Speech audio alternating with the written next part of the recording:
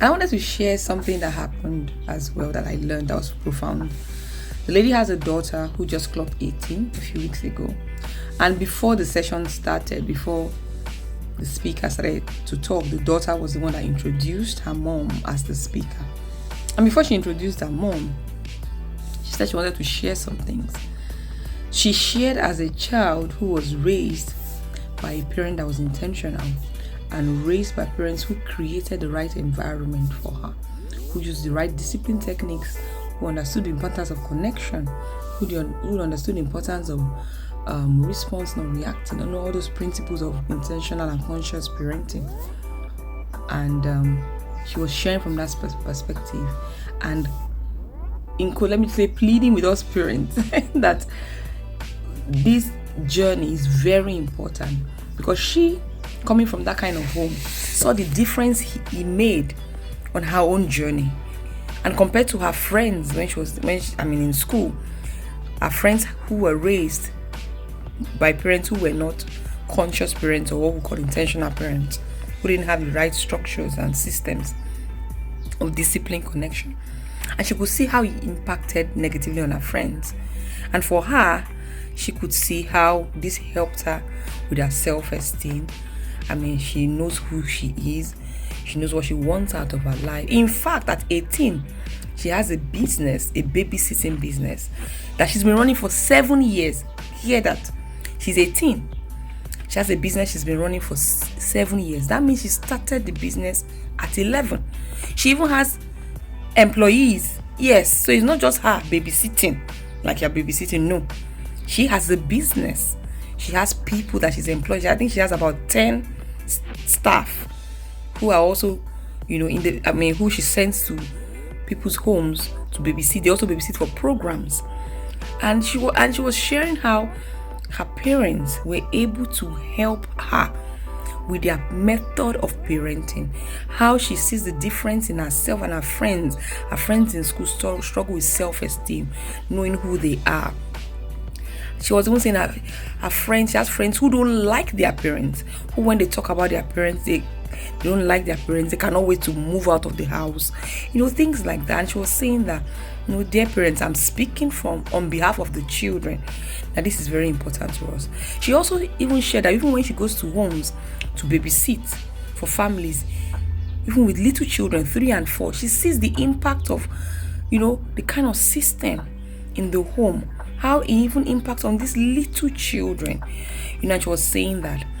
Then after the program, I was privileged to have like a little time to speak with her. And, I commended her, and I was like, you're very inspired. Hearing your story is really inspiring, that at 18, you already have a business you've been running for 7 years. And I asked her a question. I said, can you just walk me through, or just give me a little summary or something, how you got to that point of starting a business at the age of 11? Is it is it how you were parented? Was that something specific your parent did that led you on that journey? And the first thing she told me was that she didn't even start with the babysitting business. She started with actually a cleaning, like a baggage. When I mean baggage like beans cleaning. So she said at the age of 10, she's always had a good relationship with money, so her parents had already started teaching about financial management and things like that. And at the age of 10, she was thinking, I want to solve a problem. I want to solve a problem that other people are not willing to solve. So she sat down thinking, and the first thing that came to her mind is going to people's houses to help them clean up their bins. So she told her parents about it. Her parents supported her, so she bought maybe a brush and a pan, something she could use to clean. And she started knocking on doors. Can I clean your bin for this amount? Just little dollars. And of course, people seeing a 10-year-old, they even supported her. And as she went on with that, she started thinking of other problems she could solve, looking at like a gap. And that's when the babysitting thing came up. I went for that to speak with her and say, okay, I heard you talk about, your friends who have a different experience compared to you, and the impact. So I now told her that as a parent, what do you think made the difference Of course, in the school system, children will go through bullying and other things like that. And I'm sure you experience those things. What I mean is that the same challenges that other children would have, you experience or at least you're in those environments. What do you think made the difference that you were still able to have your self-esteem intact despite going through the school system or facing all the teenage issues that girls or teenagers will face? Is it that the system in your home was strong enough? So regardless of what was happening in school, it was not strong enough to crumble you. I mean, I just want to really hear from your perspective and things like that. She told me that yes, that in fact she went through bullying, serious bullying, both online and even physically in school. She said it wasn't so bad that even the teachers couldn't even caution the children that were bullying. Even the school didn't really do much about it. However, her mother, made a huge impact because her mother stood with her.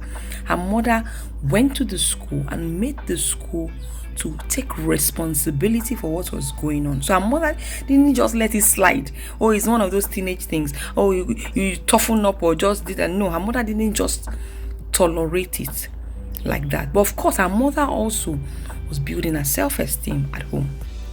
Her mother created a home environment that was the right environment. And the second thing she said that helped is having the right circle. She said you need to have a circle of people who share the same values. She said they don't have to be many. Even if it's one or two people, one or two friends or other people who have the same value, who are your own circle. That also helps because when all that other people are doing whatever they are doing, you are in your circle, you have your values and you have other things that you are occupied with. So those were the things that really helped, and thinking about it, I was very grateful. I appreciated that. I thank you for for sharing and things like that, because for me as a parent, I would like to I was very curious, especially as a parent raising children in this environment that I did not grow up in. I didn't grow up in this environment. So if I'm raising children in this environment, I need to understand maybe some of the peculiarities, or like I said, we all have blind spots. So speaking to her was also helping me to see whether there are blind spots on my journey or things that I need to, take into cognizance or know or be aware of. And it will help me how I journey as a parent and how I support my children on that journey. So I just thought to share that with you, that the importance of having the right circle. The right circle is not, doesn't have to be many people. Even if it's one or two people, one or two other families that share your value, that you can create your own circle. Your children can have their own circle. But of course, you as a parent also, you must have the right circle if you want to create the right circle for your children, because it's all a whole package. You cannot separate it.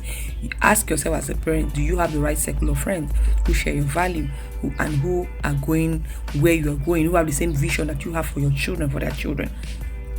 If they don't, you're already setting up your children on the wrong path. Of course, sometimes we need to go the extra mile. We need to learn to make friends with those people who have children that are raising with the same value as us. So sometimes we need to make the sacrifice as parents to build relationships with those parents so that our children can build relationships with the other children. So remember, being an intentional parent. Remember, parenting is about you and not your child. Thank you. Have a good one. Bye.